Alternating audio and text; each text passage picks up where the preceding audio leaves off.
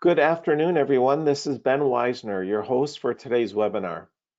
Thank you for joining us for Teaching Foundational Reading Skills, Part 2 of a two-part series. This afternoon, your presenter is Sarah Jane Schonauer. Sarah Jane is the Assistant Director of Curriculum for Read Naturally. She's a national board-certified teacher with over 30 years of experience in the field of education. Sarah Jane has had great success using Read Naturally with students with disabilities. She has designed and provided high-quality professional development for educators across the nation. Sarah Jane's presentation will include time for Q&A today, so please go ahead and ask any questions you may have using the questions tool in your meeting panel. We'll also make an effort to get back to as many of you as possible with email responses to questions we may not be able to address today. You should have all received the link to the handout for today's meeting. The handout is also available from the meeting panel if you'd like to download and print that out now. Many of you have also asked about a recording of this webinar.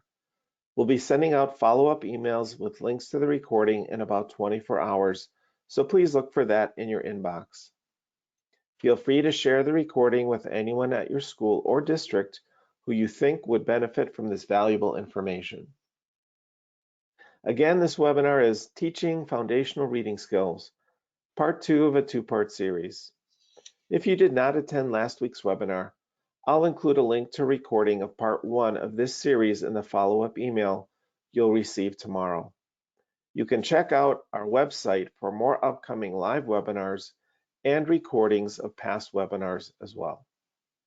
And finally, if you're having technical difficulties, please contact GoToWebinar support. Their phone number is listed at the bottom of the meeting panel. And now, without further delay, I'm going to pass the microphone off to Sarah Jane Schonauer, your presenter for today's Read Naturally webinar. Thanks so much, Ben. It's such a pleasure to be here with all of you. If you are here with us for Part 1, welcome back. If you're just here for Part 2, welcome. And make sure you check out Part 1, as Ben said. It's available. It'll be available online. So today, again, we're talking about this really important topic of foundational reading skills. So let's get started. In Part 1, you can see that we went over standards, research, foundational reading skills such as print concepts and phonological awareness. For Part 2, we're going to keep going with those same topics. And in addition to the standards and research and the foundational reading skills, we're going to move into phonics and word recognition, as well as fluency, because we know the standards tell us what to teach, but not how. So I just want to, again, point out that you do have a handout for today, and that my slides will be in that handout, and also some free takeaways, some blank printables that you can use in your classrooms. So let's talk about the standards in research. Last time we looked at some Common Core state standards, and we're going to do that again today. But the state standards, whether they're Common Core or your state standards, they just tell us that we need to use our own professional judgment and experience to identify the tools and knowledge that will be most helpful for meeting the goals for our students. So we need that research to help us understand how to teach it. And a lot of that comes from, so we've got the standards there, and then we've got the science of reading. And so when we look at those decades of studies and research that's out there, we see that within that comprehensive body of research, there's a deeper understanding of how students learn to read, as well as brain research telling us which parts of the brain are responsible for reading development. And this leads us to identifying evidence-based practices for teaching foundational literacy skills. Well, what are those evidence-based practices, right? Well, we want our instruction to be explicit, which means direct and clear, and we provide an explanation for each new concept, plus teacher modeling, student practice, and teacher feedback, and we'll see that in action today in the lessons that I share. We want to have sequential systematic instruction, which means that we follow a well-defined scope and sequence with a logical progression from simple to complex. And we want prescriptive diagnostic teaching, which means identifying the student's strengths and challenges to plan for remediation and intervention. Finally, we want it to be cumulative, meaning that the new concepts are layered on previously learned concepts and frequent review builds automaticity. And so many of the elements that I just talked about will be highlighted in the programs and lessons that we go over today. Thanks for your patience. Those of you who were with us from part one, you've already heard some of that information, but I just wanted to summarize it here now so we could set the stage for our delving into the foundational skills.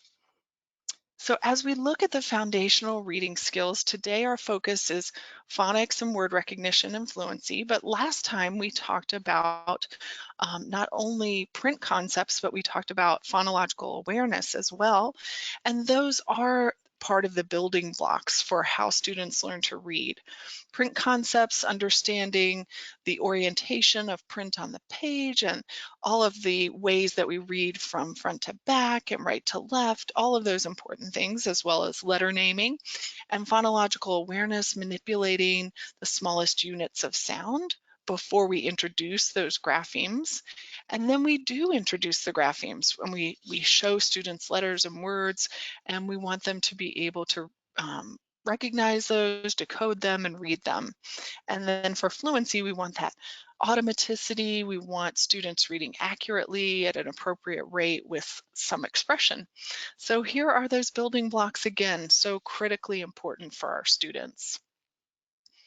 As we zero in today on phonics and word recognition, we're going to talk about why it's so important to teach it, but first we need to know what it is, right? As students begin to transition to phonics, they learn the relationship between a specific sound, the phoneme, and the letter or letters that represent the sound, the grapheme. Of course, we know that phonemic awareness and phonics are not the same. They're very different because they're in phonemic awareness, they're not looking at words and letters at that time. But the instruction for phonemic and awareness and phonics tend to overlap. They really go hand in hand, and one helps the other.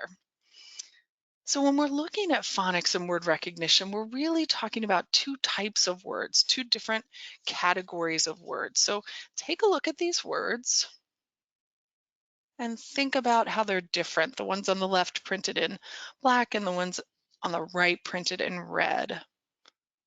So you may have noticed the ones on the right are decodable or regular words, and the ones on the right are not decodable or they're irregular words.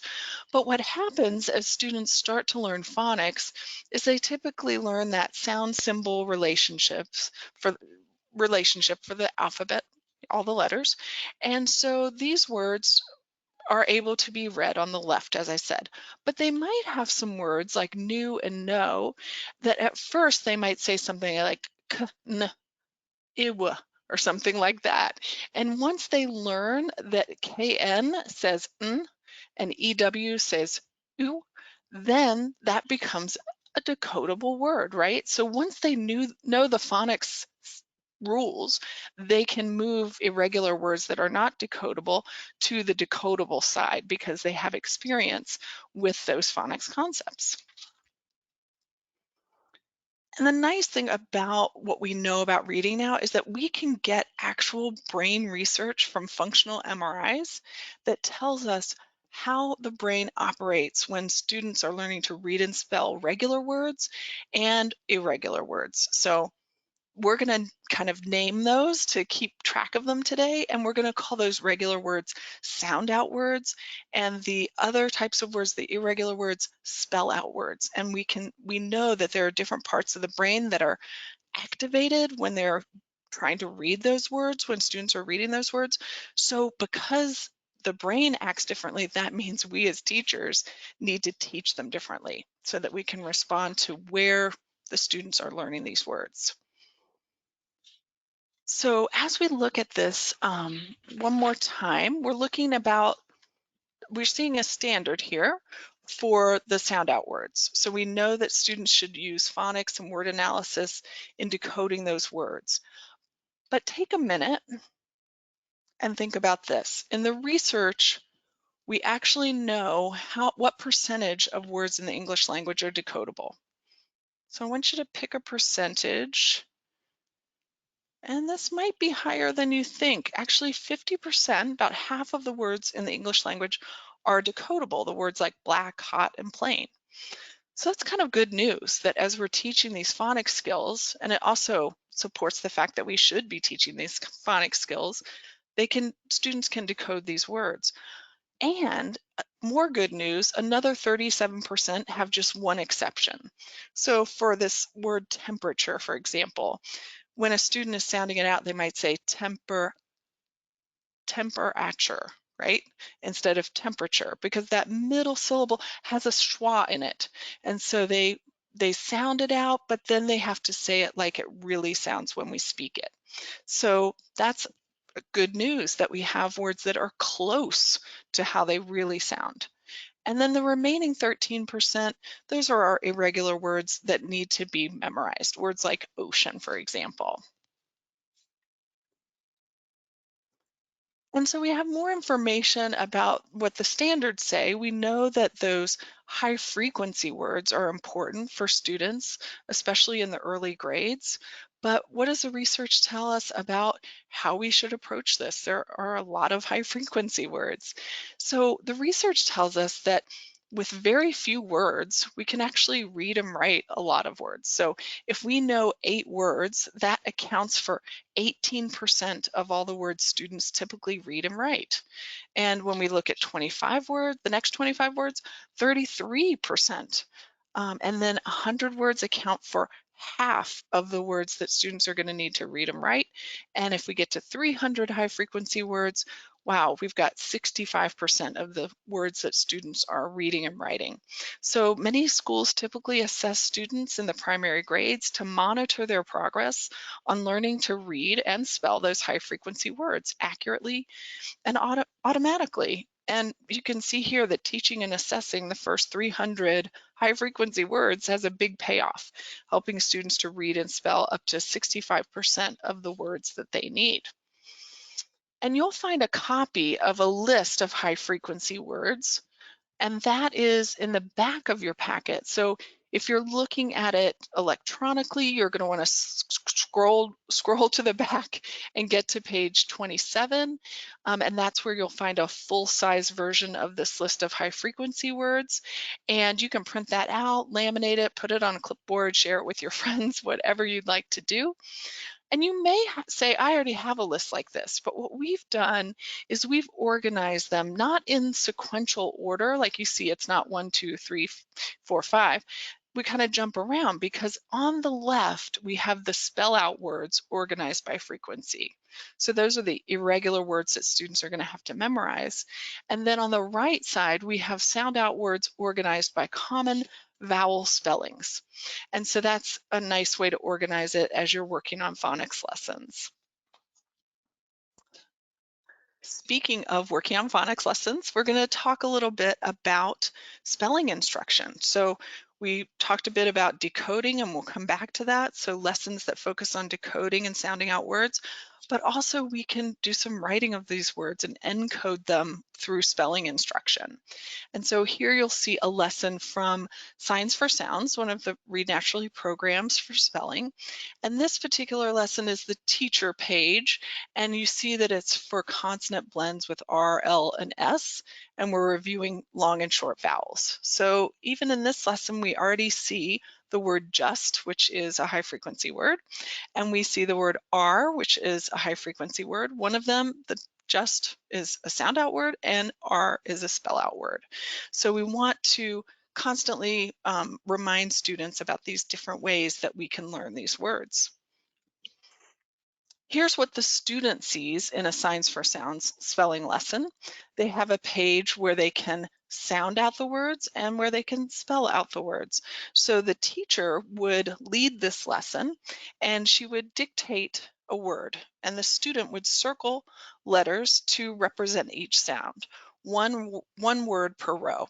And the student has to listen carefully for each sound and then circle the letter that represents the sound. So here you can see that Abby is working on the word stop, and she circled S-T-O-P. She crossed out the E because there's no silent E making a long vowel sound here. So she writes the word S-T-O-P. And as she goes through the lesson, the teacher says grade. Abby spells it out. There she needs the silent E, so she goes ahead and traces that, spells out G-R-A-D-E. And students love this scaffolding where they have the letters available to them and they can see them and choose them versus having to pull them out of their memory. For the word smile, that one was a little tricky for Abby. When the teacher read it out loud, so each time the student writes it and then the teacher spells it out loud so the student can check it.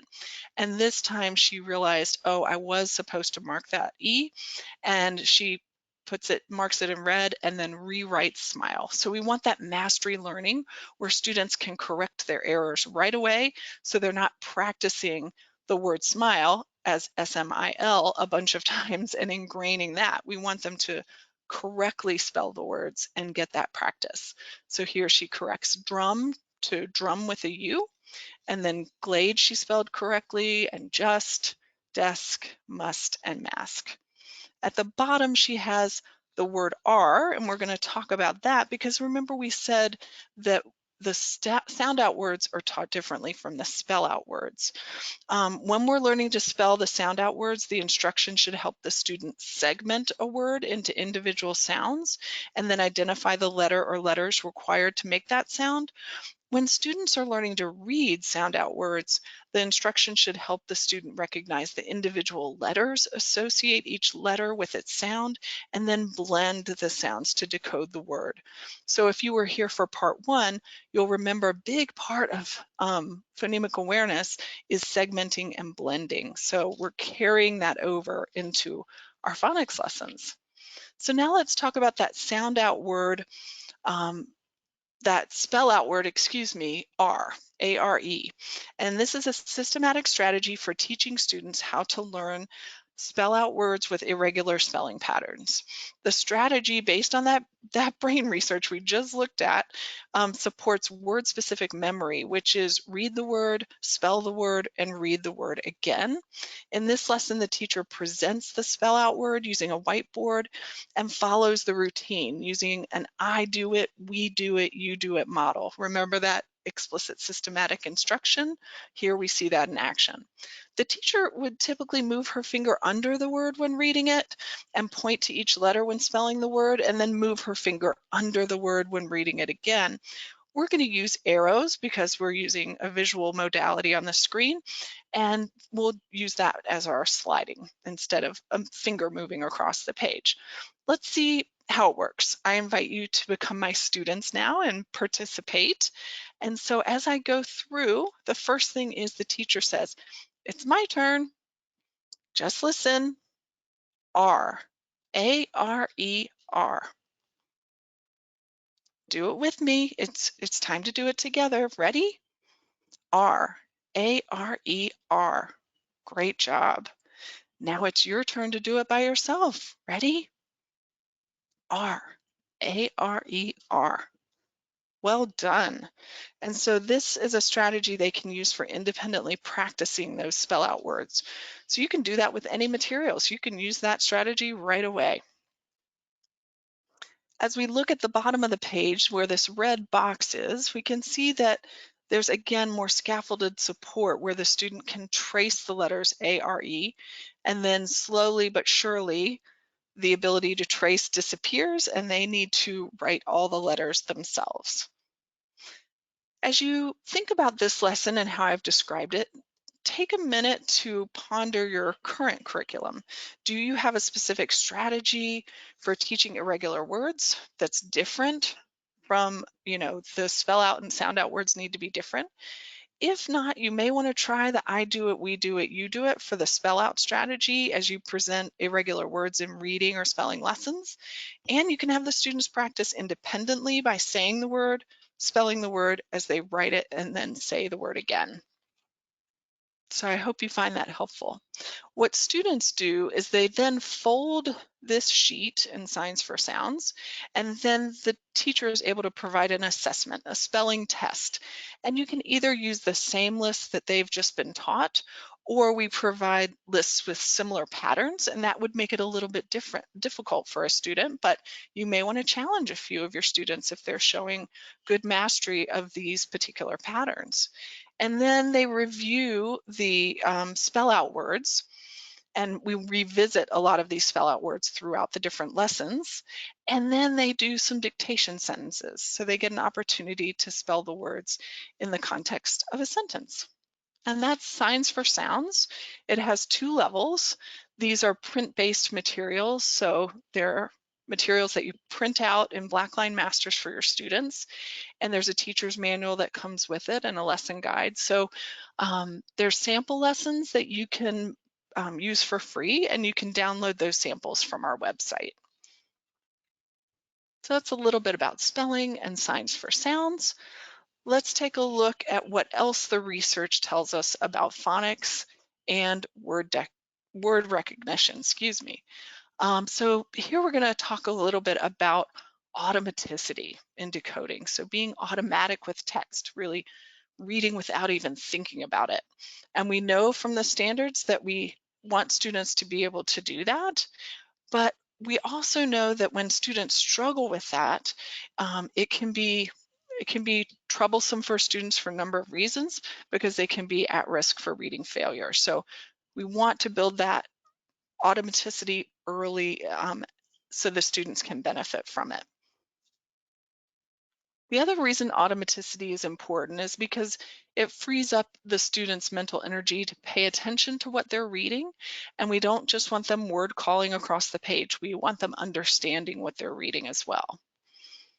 So here's a lesson that we're going to look at. This is a phonics lesson that uses a strategy to build automaticity in decoding words. These are words in word lists in isolation, and then later they're presented in a story. So this sample exercise is in your handout, and you can see that, and then we will have some blank templates that you can use as well that I'll point out when we get there. And so you can use this strategy right away, even with your current curriculum if you don't have access to word warm-ups. Notice that the words going down the columns are organized as word families, or the words are grouped together because of a similar pattern to provide support. Okay, so all of the words in the first column, for example, begin with the soft C sound, and the words in the second column all end with a short vowel followed by NCE, and the third column are ACE words. Now look at the words across the row. Okay, that's going to be more difficult to read because the student doesn't have the support of the pattern that the same way they have it going down. So how does the strategy work? The student begins by listening to a very short lesson with audio support about the phonics element featured in this series or in this exercise. Next, they do a 1-minute cold timing to see how many words they can read before practicing. So the very first time they're exposed, how many words can they read on this page? They read quietly down each column and then across each row until the timer sounds. The student needs to underline any words that they cannot read quickly and continue on. When the timer sounds, they draw a vertical line after the last word read. So for example, here, the student got to the word face, and they had some difficult words that they underlined. And so the teacher knows these are words that are tricky for the student. And to count the number of words read, she goes across here and counts over, and we see 43 words with 4 errors means 39 as a cold score. And then the student gets to graph that, and that's important for progress monitoring and also for student motivation to see their progress. As the student practices, they typically get better and read more and more words. So we've got 42, 49, 55. These are 1-minute timings. And then by the time they read it the last time, or for the hot timing, this particular student read 60 words with 0 errors. And so their hot timing score is 60, and they get to graph that. So the students get really excited to see this jump from blue to red, and that really keeps them motivated. And you probably, if you've seen some of Read Naturally's materials, you know that graphing is a big part of our progress monitoring. So now let's talk about another big milestone in phonics and word recognition. Students in 3rd through 5th grade must use their combined skills to accurately read unfamiliar multisyllabic words in context and out of context. I know many of you, based on the questions that you submitted before with your registration, many of you work with older students, maybe even middle and high school students that still need to work on these skills. So this section will be of particular interest to you if you're working with secondary students or upper elementary students. These students can be taught to flexibly segment words into spelling units that can be decoded. We know that.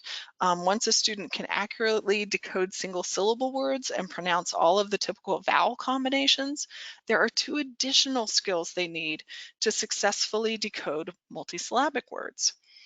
Students need to pronounce affixes in isolation and decode open and closed syllables. Just a funny story about the word affixes. As I was preparing for this workshop, I asked 2 different colleagues, in addition to Google, how to pronounce the word affix.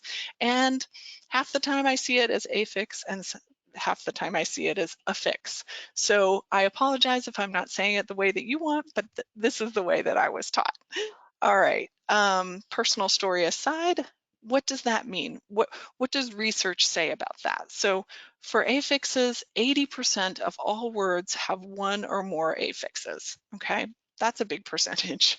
So this means it is worth teaching because they're limited in number, occur frequently, and suffixes are especially consistent across words. So this is important as we chunk, remember we talked about chunking things? This is how we do it, is through these affixes. And you have a list on page 28 of your handout. So again, if you're scrolling through or if you're flipping through a paper copy, all of these takeaways are in the back. So you can take them with you and use them in your classrooms or share them with your colleagues. So this particular handout organizes and lists the most common prefixes and suffixes with an example word for each one. And you'll find it in the back of your handout on page 28. So as we're looking at more at multisyllabic words, here's another example lesson. This is from Word Warmups as well. And this exercise begins with a lesson with audio support that presents 5 specific suffixes. The student reads along with the audio support to learn how to pronounce the suffixes in isolation. So let me play you a sample of what that sounds like with that audio support. Here we go. Look at the suffixes at the top of this page. A suffix is a letter or group of letters added to the end of a word. Listen to the suffixes as you read them with me. Ready? Ism, as in externalism. Us, as in generous. Ity, as in extremity. Ent, as in indifferent. Ant, as in repentant. Look at the suffixes in the 2 rows of flashcards. Read across the rows with me. Ready? Ant, ism, ity, age, us, ent, ick, ism, ant, us. Next row. Ent, ate, us, ity, ant, ish, ism, ent, ity, eyes. Okay, so that's the mini lesson at the beginning, and then the narrator goes on to actually sound out these words and show the student the different sounds. So we can listen to that here. Look at the words in the table. Each word ends with a suffix. Now read the words down each column with me. First, read the word as it is divided. Then read it the way we really say it. Ready? Now, ism, externalism. Defeatism. defeatism, im-more-al-ism, immoralism, perfectionism, perfectionism. Okay, and then the narrator would continue going through the lesson that way. So this is a nice way that you can individualize for students at different levels. Again, we know that we have some older students that missed out on these skills and they might need to relearn them. And so we have materials for multiple levels and each of your students can work at the level that they need. So it's a nice way to differentiate. And then we also know that when we're using this information, we're progress monitoring again. So we're doing the cold score, we're doing the hot score, and we're graphing that information so the student can see their progress and the teacher can track it as well. So another piece of understanding multisyllabic words, in addition to prefixes and suffixes, are open and closed syllables. And so when we have open and closed syllables, we know that that makes up almost 75% of syllables in English words. So again, they are worth teaching. And so when we look at these relationships, we see that if students have sight knowledge of open and closed syllables, then they're able to read multisyllabic words better. So each of these sample words that you see on this slide contain open and closed syllables. Students are taught that a vowel at the end of a syllable says it's long sound. So that's lo and K in the word location, and he in the word adhesive. Students are taught that a vowel in the middle of a syllable says it's short sound. So that's the pan in the word expansionism. So we're kind of unlocking these keys of phonics and prefixes and suffixes and open and closed syllables. We're just explicitly putting it out there so students don't have to guess. They know the rules that they're going to follow. And if they can accurately and quickly pronounce the open and closed syllables in isolation, then they will be able to be more likely to be able to read them and decode them in real experiences. In the interest of time, this is almost a similar lesson to the for the affixes, the prefixes and the suffixes and the previous lesson, but this one shows open and closed syllables. So I'll Sarah just leave Jane, it. Yeah, go ahead. are you going to do the audio for this? I just I want to wasn't alert you that, yeah, okay, because the audio is a little bit challenging to hear. Okay, I was not going to do Okay, that. okay, I think we have quite a wise and gifted audience, and I think they can get the idea great. from Yeah, what we were talking about earlier. But thank you for that's the good. warning on that. Yeah, you bet. Yes, thanks, Ben. So the narrator would go over these open and closed syllables up at the top. It looks like these are actually open syllables, of course. And then the narrator would read the words first in the chunks and then blending them together. All right, let's move on. As I mentioned earlier, learning words in isolation can be valuable for building the automaticity. However, when we look at the words in a story, that's even better for our fluency, right? So we want to take those words that we learned in isolation and now read them in connected text. And this happens to be a nonfiction story, which our stories are nonfiction because it's really interesting and it ties back to history and science and social studies. So it's a nice connection to the rest of the curriculum. And as I mentioned, you could do this with your current curriculum. If you didn't have access to Word Warmups, for example, we've provided on pages 29, 30, and 31, the last 3 pages of your handout, a template for single syllable words, a graph that students can graph their cold and hot timing, and one for prefixes and suffixes or open and closed syllables. So you have those to print off and share and use with your own words that you're working on with your students. And these examples came from the Word Warmups program, which is an independent phonics program.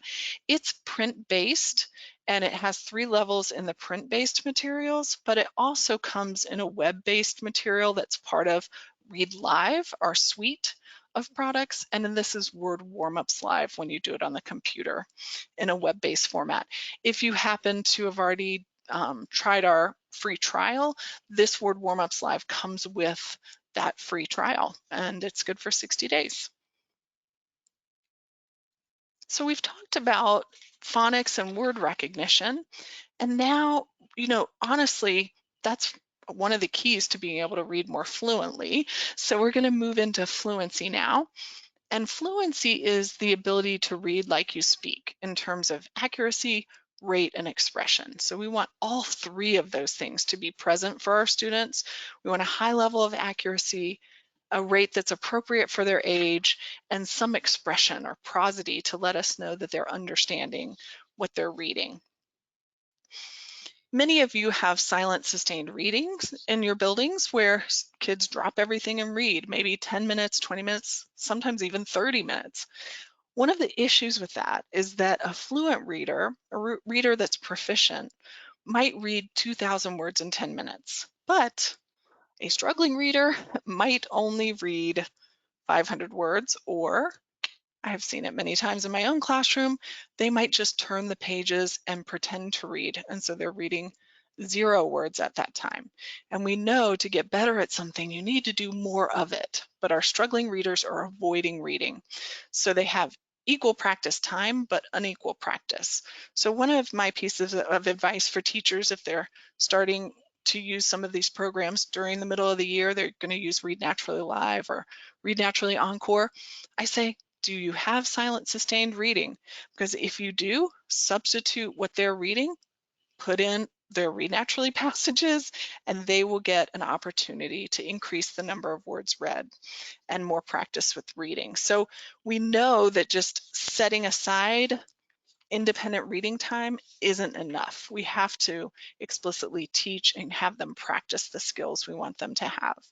So in terms of the standards, we know that the standards state that we should be working on fluency, and we do work on fluency, but sometimes we need to do more because it's challenging for students. And so the research tells us that fluency is one of the most critical foundational skills because it's highly correlated with reading comprehension. And we know that, again, if we just say, go forth and read, some students will read, but many students will not. And we know that we've got effective strategies for teaching this fluency piece. And we're going to talk about 3 specific strategies. One is teacher modeling, which consists of a proficient reader modeling the correct pronunciation, rate, and expression while reading with a less able reader. This could be like paired reading or partner reading or choral reading. You may be already doing some of these things. Or students can read along with audio support, which is what happens in Read Naturally programs. The National Reading Panel found that repeated reading is the most powerful strategy for improving reading fluency.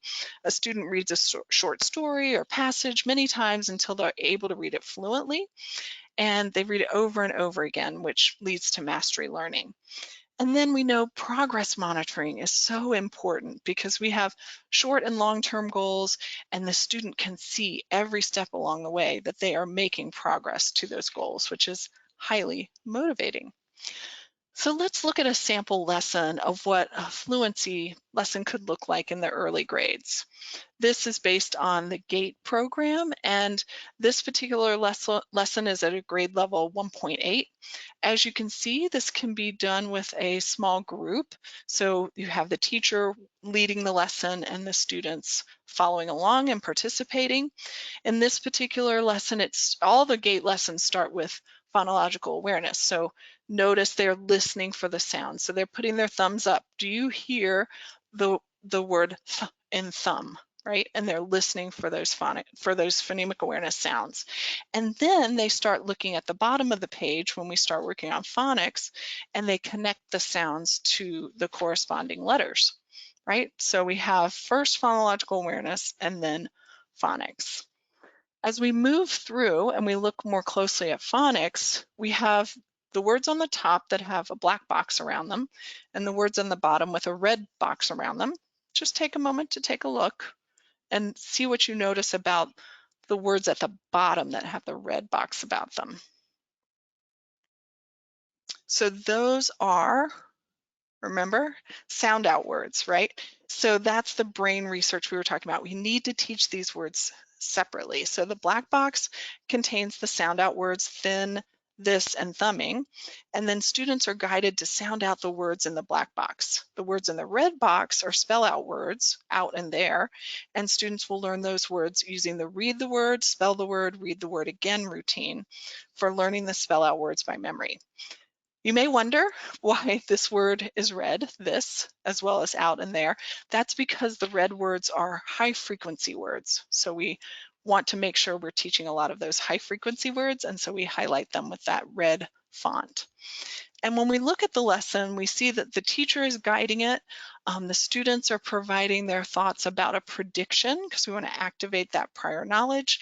And as she goes through, she writes up the sentence about the prediction and the students can copy that.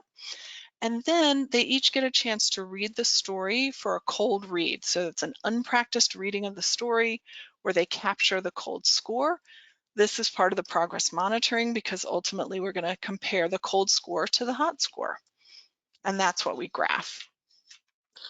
And then as we go through, the teacher starts modeling how the story should sound when read with appropriate rate and expression with high level of accuracy, and the students get to read along with the teacher.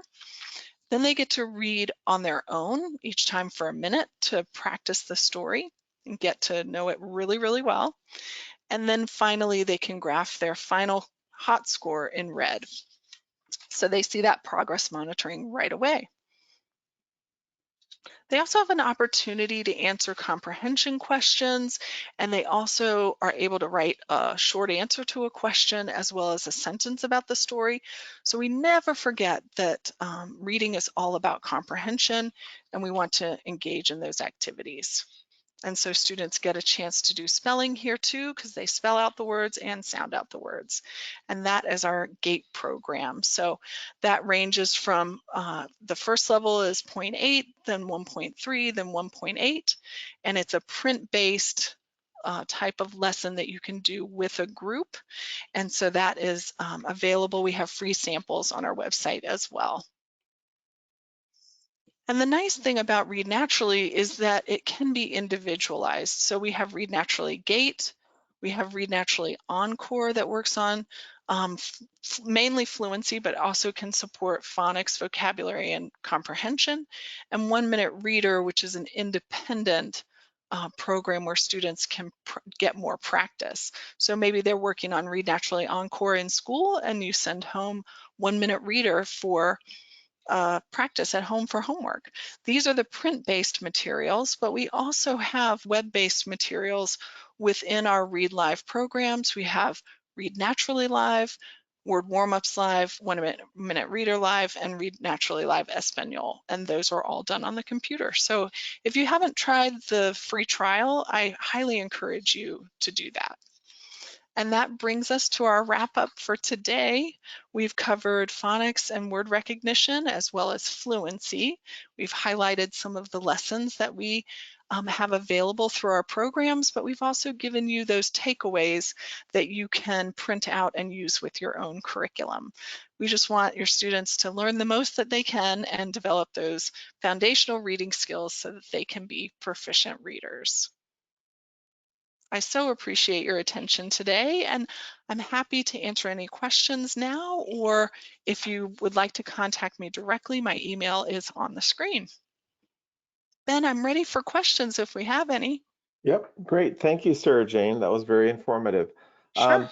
We have time for a few questions if those of you that are online now want to stick around for those. Otherwise, feel free to exit if your time is limited, and just make sure that you complete the survey that you'll see on your screen as you leave the webinar. But here's a few questions for you, Sarah Jane. The first one is, how should I use a 45-minute intervention block to work on foundational reading skills?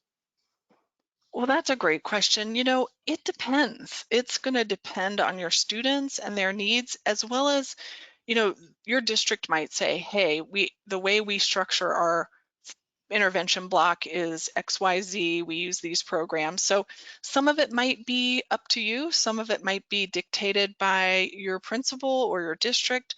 But the good news about Read Naturally programs is that we have teacher's manuals for each program, and they all talk about scheduling or planning and setting up. So one way to do it, if you have students who have phonics and fluency needs, is you could start a session with 10 minutes of word warm-ups, and then you could switch to Read Naturally Live for 30 minutes. And so you'd get that phonics piece as well as the fluency, vocabulary, and comprehension piece. So that's one way I've seen it done. Another way, if you have a more homogeneous group with needs in phonemic awareness and phonics, if they're around a first grade level functioning, you could work on gait, and you could do that for 20 to 30 minutes a day. If you do it every day, it could be 20 minutes. If you do it 4 days a week, it could be 30 minutes. Also for homogeneous groups, you could do signs for sounds, and you could either do it in one session or two. So one session would be more like 30 minutes where you could get the teaching, testing, and dictating done, or two sessions could be 20 minutes where you teach and test, and then 10 to 15 minutes for dictation. So there are many ways to do it, but know that most of our programs you can do in a window of 10 to 30 minutes per day. Great, thank you, Sarah Jane. Another question, can Read Naturally programs be used with adults? Oh, absolutely. So we've seen many community programs use Read Naturally materials for adult learners. So Read Naturally Live and Read Naturally Encore, they span reading levels from 1st to 8th grade. So if you have an adult who may be reading even at a 2nd grade level, wow, if you can bring them up to a 6th grade level or an 8th grade level, that would make an important significant difference in their life, because think about filling out job applications and what you need to do to be a fully functioning adult. So we have definitely seen this work for them. Yep, absolutely. Sarah Jane, final question, and then we'll wrap up. How can I make sure I am using the programs correctly? Oh, such a good question. I used it wrong for 2 years and it was fine because my students did okay, but it was even better once I saw Candace Einot present the material in the way that it's intended to be used. So we have free online courses for Read Live. We have free webinars like this one, and they're all recorded. So you can go back to the history of our webinars and find pretty much any topic you might need.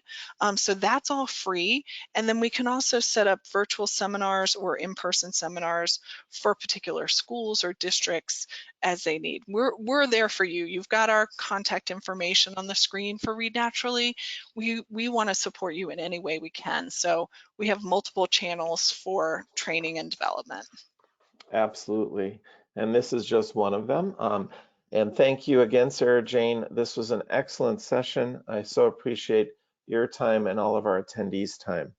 And I want to just remind everyone again that we'll be sending out follow-up emails with links to the recording of this webinar in about 24 hours. So please look for that in your inbox. Feel free to share that recording with anyone at your school or district. Also, if you could, please respond to the survey that will appear on your screen as you exit the webinar so we can continue to improve this educational experience for all of you in the future. Thanks again, everyone. Have a wonderful rest of your day.